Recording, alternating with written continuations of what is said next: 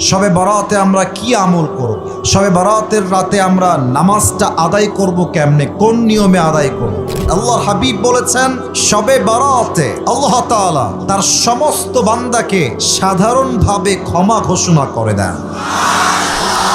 দুই ধরনের ব্যক্তি আছে এমন যাদেরকে আল্লাহ তাআলা শবে বরাতেও মাফ করেন না। নাম্বার 1, ইল্লা লিমুশরিকিন আও মুশাহিন।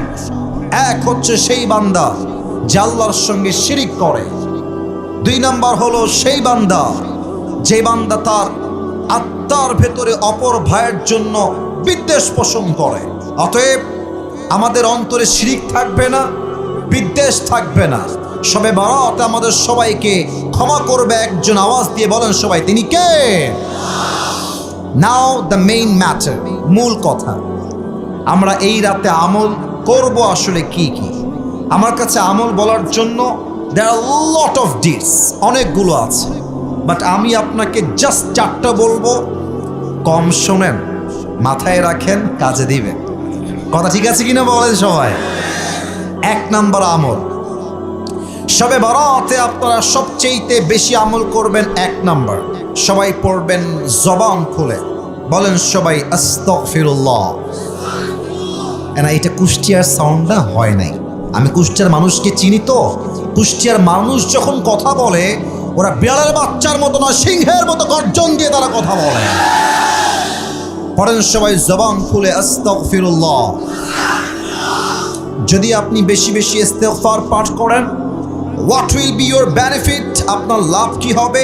কোরআনে আল্লাহ তাআলা বলেছেন 24 নম্বর পারার 3 নম্বর পৃষ্ঠা, قل يا عبادي الذين أسرفوا على أنفسهم لا تقنطوا من رحمة الله إن الله يغفر الذنوب جميعا إنه هو الغفور الرحيم. الله أكبر. Allah Ta'ala বলছেন, oh my worshipper, if you have committed huge sins in your life, হে আমার বান্দারা, তোমরা যদি তোমাদের জীবনে অনেক অন্যায় করে থাকো, অনেক পাপ করে থাকো, অনেক জুলুম করে থাকো, লা তাকনাতু Mir রাহমাতিল্লাহ, never lose hope from the mercy of your Lord. তোমরা তবে তোমাদের রবের রহমত থেকে নিরাশ হয়ে যেও না। Put your hand to your Lord. তোমার রবের দিকে তোমাদের হাত তোলো, ক্ষমা চাও। ইন্নাল্লাহা ইয়াগফিরু যুনুবা জামিআ। তুমি ক্ষমা চাওয়ার সাথে সাথেই আল্লাহ সুবহানাহু ওয়া তাআলা will forgive all the sins of your life. বান্দা ক্ষমা চাইতে দেরি হয়, আল্লাহর ক্ষমা করতে দেরি হয় না। 1 নাম্বার, সবাই পড়বেন বেশি বেশি ইস্তেগফার। একবার সবাই প্র্যাকটিস শুরু, আমার সঙ্গে ট্রাই করেন। সবাই পড়েন আস্তাগফিরুল্লাহ। আচ্ছা, এখানে এমন কেউ কি আছেন যার জীবনে কোনো গুনাহ নাই? এরকম কেউ কি আছে? আছে, আছে। সবার জীবনে গুনাহ আছে, এটা পৃথিবীর কেউ না জানলেও জানে একজন। আওয়াজ দিয়ে বলেন সবাই, তিনি কে?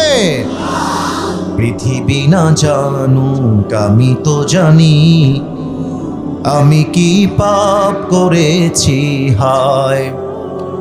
আমার পাপের করলে বিচার, বাঁচার আমার নাই উপায়।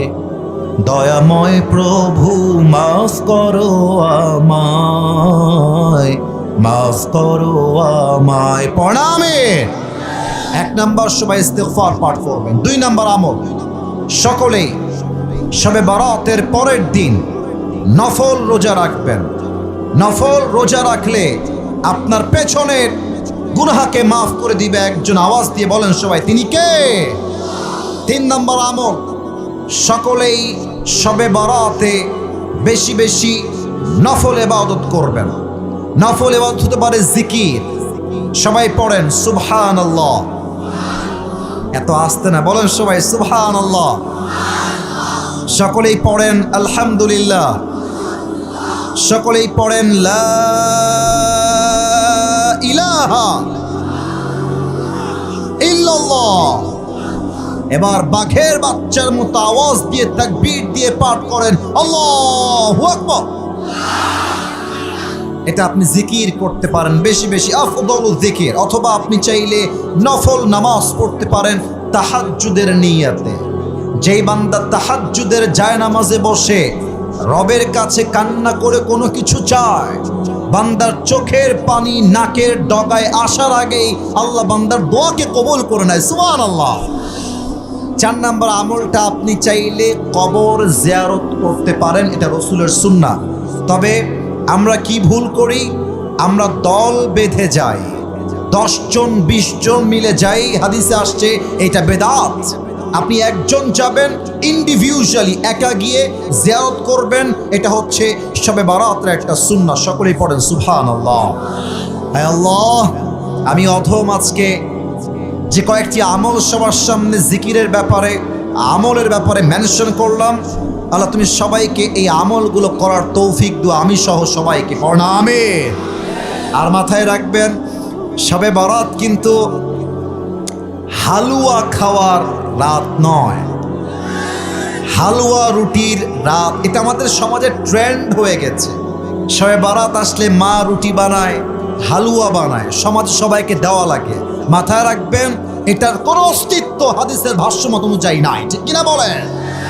2 নাম্বার, শবে বারাত আসলেই মাজারে কবরে লাল শালু দেওয়া হয়, লাইটিং করা হয়, এটা স্পষ্ট বেদাত। শবে বারাতে লাইটিং করা, মাজারকে আলোকোজ্জ্বল করা, লাইট দিয়ে পুরো কবরস্থান ভরে ফেলা, এইটা হাদিসে নেই। অতএব মাথায় রাখতে হবে, শবে বারাত আসছে মুক্তির জন্য, বেদাতের জন্য নয়, ঠিক কিনা? আল্লাহ সবাইকে বেদাত মুক্ত শবে বারাত পালন করার তৌফিক দান করুক। পড়েন সবাই আমিন।